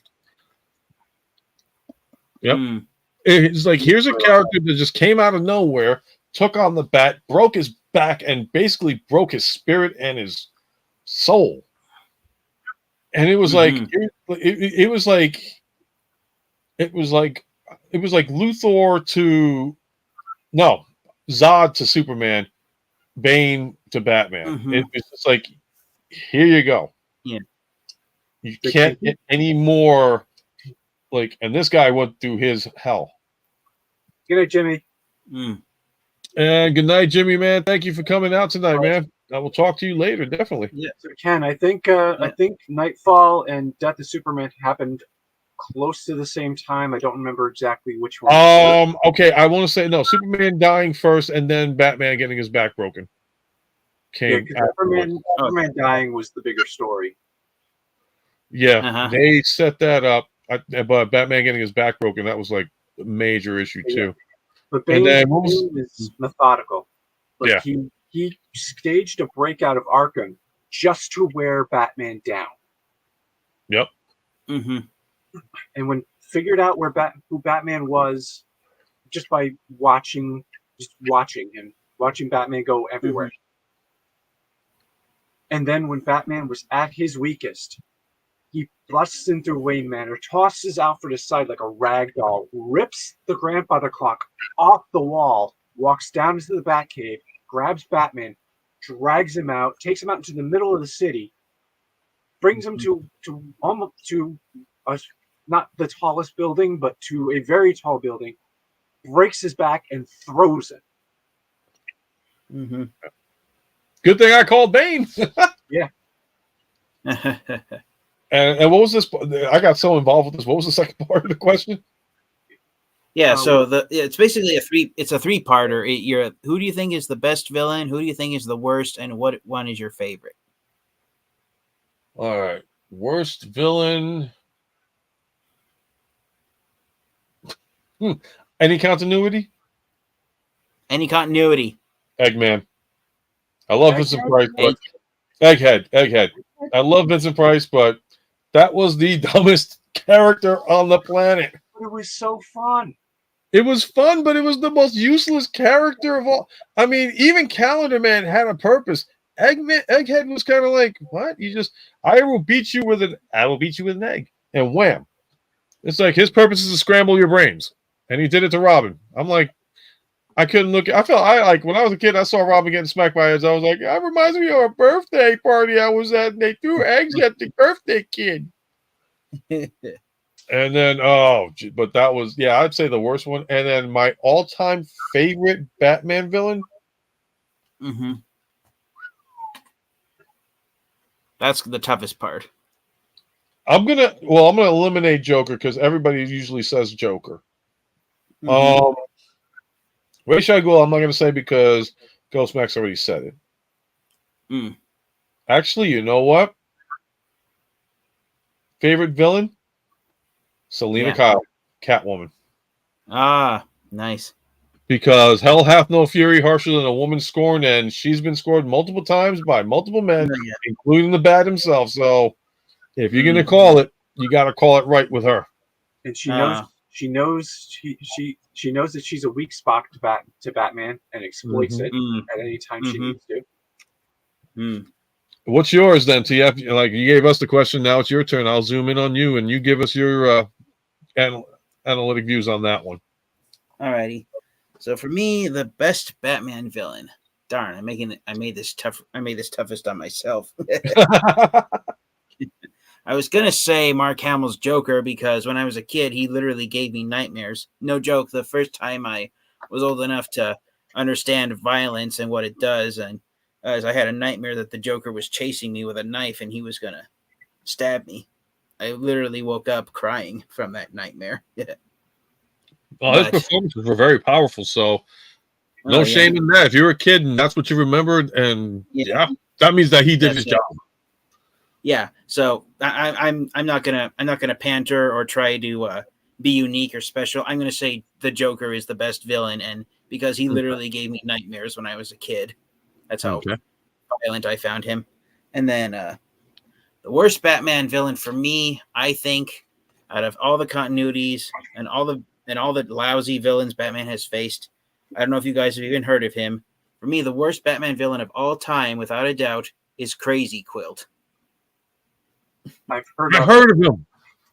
Yes. I have heard of him. Yep. I have heard of him. I'm trying to remember where I've seen him, but I've heard of Crazy Quilt. That's crazy. He's only had one. He's only had one appearance outside the comic books, and it was on a single episode, I believe, of Batman: The Brave and the Bold. That's probably what it was. That's probably what it was. I have to, because, like I said, I didn't watch many of the Brave and the Bold ones, but Yeah. that was the one character that stuck out. Like, what? Yeah. So would you mind if I give you the history on him, or do you want to? Sure. Go for it, man. Yeah, go for it. Why not? So here is Crazy Quilt and why he's one of the all-time worst Batman villains ever. Crazy Quilt is a guy who was blinded in an accident, and when the doctors tried to fix his eyesight, he could only see bright, vibrant colors. And so this is where he gets his name, and it's absolutely stupid. Crazy Quilt gets his name because the jacket and pants, along with the cape that he wears, are a patchwork quilt that's been restitched into clothing. But this is why his name makes no sense, because the crimes that he commits aren't related to quilts or blankets. They're related to colors. The joke on his name is that most quilts are made out of bright, vibrantly colored patchwork. That's how I work. But even in his one cartoon appearance in Batman: The Brave and the Bold, Crazy Quilt traps Batman and Robin inside a giant kaleidoscope, hoping that they'll be blinded by all the bright, vibrant colors. A more appropriate name for him would have been Rainbow Man or Crayola Man. Copyright infringement. And that's why. Exactly. But yeah, that's why he is such a terrible villain. All right, and then the all-time, the third question was the all-time favorite villain. Yeah. So for me personally, and this might or might not surprise you guys, but for me personally, my all-time favorite Batman villain, who I also think is the most dangerous because of the reason why I like this villain so much, and we've kind of touched on a character that this one interacts with a lot, and it is Talia al Ghul, Ra's al Ghul's daughter. Nice. She's my all-time favorite villain. I'm gonna zoom. And the reason why I think she is even what? Another one that Batman just lets get too close. And that's why I think she is the most dangerous, because unlike her father and unlike Catwoman, Talia al Ghul is not only able to seduce Batman, she is also able to seduce Bruce Wayne, if you guys get what I'm saying. Yep, and the reason why she is the most dangerous of all, because she got child support coming at her from Bruce Wayne. Exactly. Yeah, she dumped the kid off on Bruce. She hurt him through his wallet. But also through his DNA, because no matter how much Batman wants to take it back, he cannot take back the fact that Damien. Talia al Ghul got close enough to him to have to give birth to his kid. That's why she's my favorite villain of Batman's Rogues Gallery, and why I think she's also the most dangerous. She has literally gotten closer to Batman than anyone else has, even Catwoman. Yep. All right, so I'm going to ask you guys, this is the final question of the evening because I'm going to wrap it up soon. What is, in any of the continuities, your favorite Batman scene? It could be anything, cartoon, live action, comic book. What is your favorite? I will start off with, I'll go TF. Me? Yeah, unless you need time. All right. No, I don't, because this one I have always enjoyed, and no matter how many times I will watch it, I will never get bored with it, and I will always enjoy it as much as I did the previous time. My all-time favorite scene from any Batman TV show or movie is in Batman the Animated Series, the scene in Joker's favor when Joker is almost murdered by Charlie Collins, the guy who has to do Joker's favor. Not only does he threaten to blow up Joker with a bomb, but he literally manages to bring the Joker down to his knees, gets him to shout for help help from Batman. And then at the end, when the bomb is revealed to be a dud, he even gets Batman to laugh. The one thing Joker has never been able to do. And that's my all-time favorite scene. Yep, I remember Of that Bat- scene. I remember that scene. All right. Go So Smash. one that always comes to me is also from Batman the Animated Series. It's the episode "The Man Who Killed Batman." Okay. So What when scene? when Batman's believed to be dead, Joker takes the guy who has been believed to have killed him, a guy named Sid DeVries, who calls himself Sid the Squid, Uh-huh. voiced by Matt Frewer, Max Headroom fame. Mm-hmm. He pulls a job just to see if he can get Batman's attention. Batman doesn't show. Tells everyone to put all the gold and the money and the jewels back, and takes Sid to a chemical plant where one of the best, almost Shakespearean soliloquies is given by the Joker. All right. Where that scene right there, where Joker's eulogy. Giving a eulogy for Batman. And it ends with him telling his henchmen to kill Sid DeVries. Just a brilliant scene. All right, and cool. then the climax with Harley Quinn performing what tune was it? I forgot. Oh yeah, it's Amazing Grace on the kazoo. Yep. I think it's Amazing Grace. I can't remember. I remember reading on the Wikipedia that after her voice actor was done playing the kazoo, everyone in the recording studio burst out laughing, so they had to temporarily cancel a voice recording so everyone could stop laughing. Yeah, Arlen Sorkin was amazing. I guess I got to finally answer this one to call it a night too. So, my favorite scene, although animated, is not from Batman the Animated Series. This is going towards Batman: The Return of the Caped Crusader. My favorite scene in that entire movie was Batman taking off from Commissioner Gordon's office without telling anybody he's leaving, being the first time that the Adam West character left without anybody knowing where he disappeared to, including Robin himself. That stuck to my head, and I'm like, yes, every Batman has now done the disappearing act, and Adam West was included on that one. I was there when you saw that. Yep. That was a great movie. I mean, a lot of people, like, if you're into the 66 Batman, that was the best animated Batman. I'm glad we were able to get it. But it was just like that whole movie right then when he got poisoned, it was like he started becoming the Dark Knight. That to me was like, wow, this is what Adam West would have pulled off if he was the Dark Knight. And then he just got evil. It was like, but then again, it was like kind of like a homage to Superman 3 in a sense, because it was like he was turning into the bad Bat. But that stuck out in my head. That one was like my all-time favorite scene throughout the whole thing. All right, so I'd like to thank you guys for coming out tonight. Everybody in the chat, as well as my guests here. These are my co-hosts, so we're all equal in this one. So thank you guys for coming out, hanging out, and talking about the Bat. This is like one of the things offside that I wanted to bring out. That we could all talk and just chill and relax, and and the fact, like I said, that TF Fan Geek, being a big time Transformers fan geek, obviously announcing that he was like, yeah, I like Batman too. I'm like, whoa. It's just awesome to see that other side of you, man. And I'm glad you were able to join us with this conversation. And, thank you very much.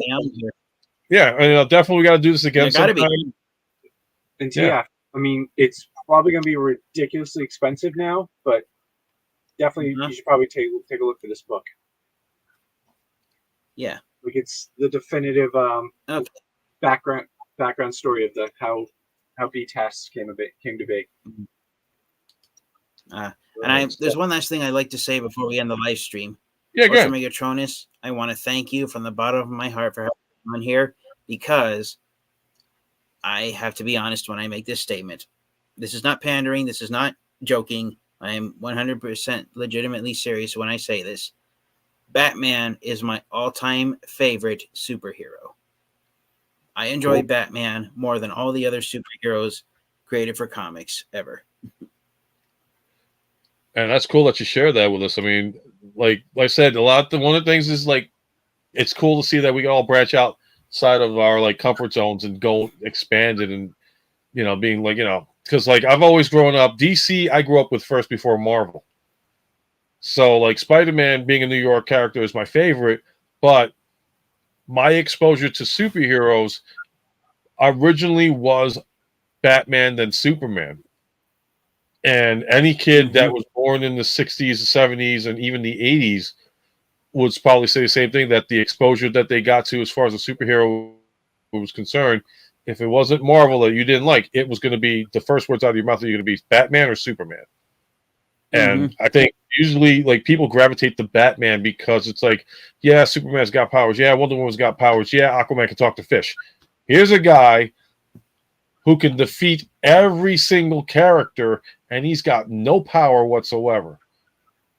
Which is like, that's why they call him the greatest detective, because it's like he could decipher things, figure things out, and utilize it on anybody to protect everybody around him.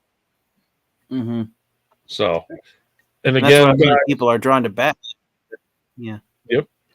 That's why. Sherlock All right. Holmes level intellect. Yep. All right. So let me let you guys get your outros since you came in last. TF, I'll let you go first. All right. So hello there. My name is the TF Fan Geek, which is short for Transformers Fan Geek. When my channel started out, some people asked me, "Is your name TF Fang Eek? Like, are you afraid of sharp teeth or something?" But no, it's TF Fan Geek. I thought of capitalizing the letter G sometimes, but then I thought, no, I like it the way it is. Keeps people coming in asking why it's that way. But for those of you who haven't subscribed to my channel yet, I hope you do. As you can tell by the wall of Transformers action figures behind me, if my channel name didn't give it away, I am big time into Transformers fans. Tonight on Ultra Megatronus' show, we talked about my favorite superhero of all time, Batman. And I know Ultra Megatronus wanted to avoid this topic, but I hope we get a Batmobile Transformers crossover figure sometime soon, because I would buy that in a heartbeat. And so, I hope you guys subscribe to my channel. And I tried to record a video review last night, but the weather was too hot and sweaty, and I knew I'd mess it up if I tried to record it. But yeah, I've got a backlog of 2 years worth of Transformers figures I still have to review, so I'm keeping my fingers crossed that I'll be able to get the reviews done in the coming days. I have one more Transformers figure coming from Amazon.com, which keeps getting delayed, so hopefully it'll arrive soon. But yes, thank you, Ultra Megatronus, for having me on here, and Ghostmax, thank you for making this a memorable night. I had no idea there were so many books and novels about Batman the Animated Series that are circulating out there. So yes, thank you for Ultra Megatronus for a fantastic evening talking about the Dark Knight. And thank you for coming out again, man. It was a pleasure to have you on, and seeing you outside. It's weird for me to see you talking about something else aside from that Transformers, and I'm really glad. And guys, check out his channel. Definitely worth its time if you want to learn history about Transformers. Definitely going with that. And don't worry about the whole Transformer Batman collab, because even I'm kind of like, yeah, I'm interested in that one now. All righty. And then my other, and I'd like to thank this gentleman coming up right here, Ghostmax 8.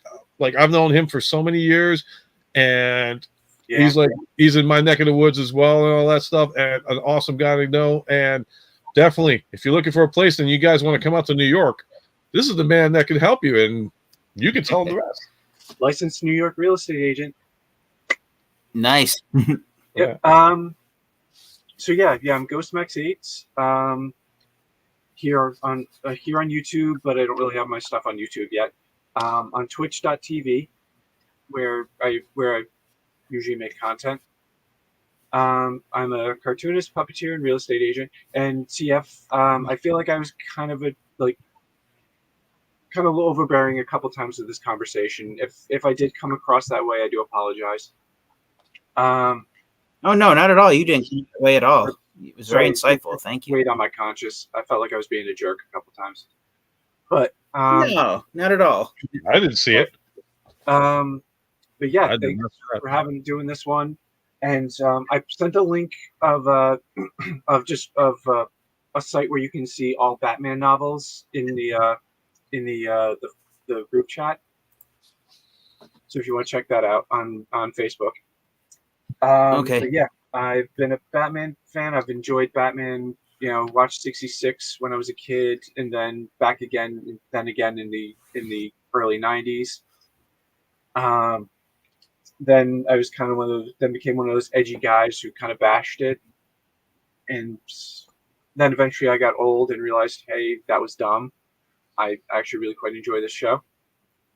But yeah, Batman Animated Series, my top favorite iteration. Kevin Conroy is my favorite Batman of all time. Yeah. Respect. Yep. So may he rest in peace. I've got a lot of Batman novels. I've got not as many comics because I think I just prefer the written word sometimes a bit more. Right. But yeah, thanks for doing this show. It was a lot of fun.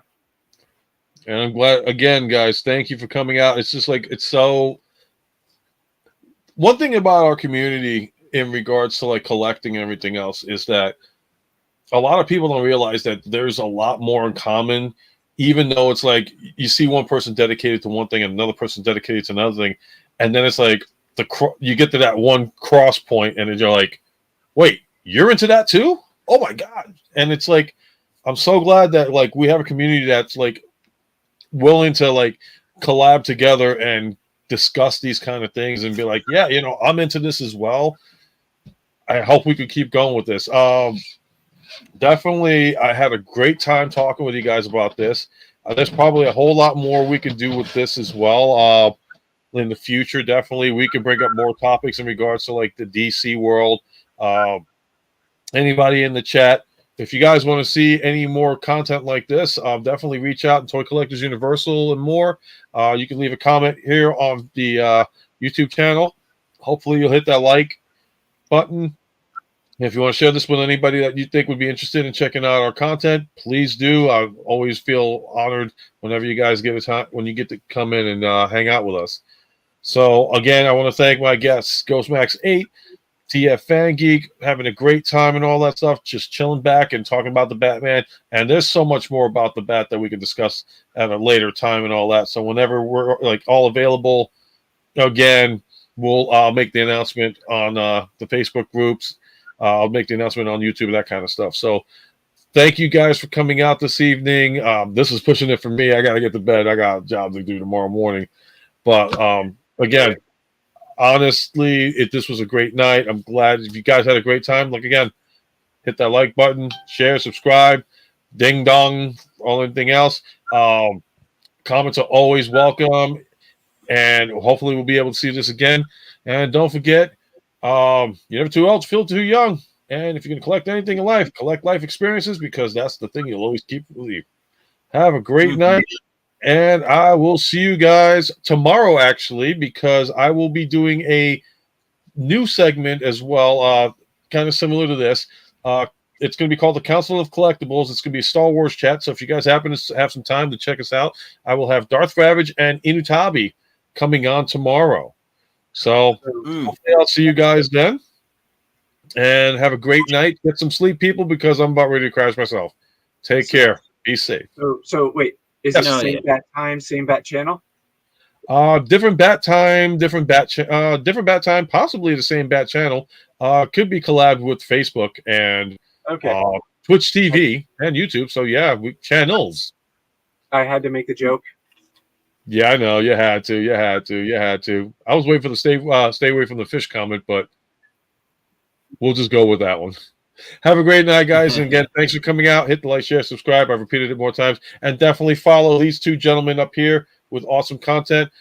You can find Ghostmax on Twitch TV, like he said, doing family-friendly content games. You can find TF Fan Geek doing reviews and bios on all Transformers that are past, present, and future. Great content.